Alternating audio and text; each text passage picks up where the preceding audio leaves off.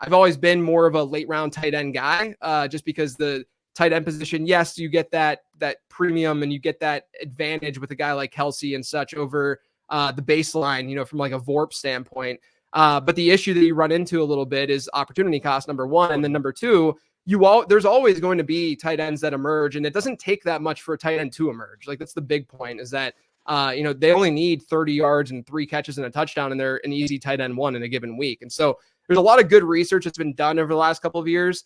Pinpoint Hayden Winks is one person who's done a lot of it over at Underdog, that pinpoints that going with a late round tight end approach and getting 3, maybe even 4 of them at times is better than getting an elite tight end with maybe a secondary tight end that's just, not, more of a later round one.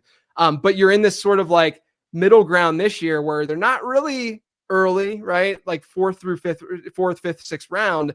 And so I do think that, like, you can easily make, like, I've gotten a ton of Mark Andrews, for instance, right?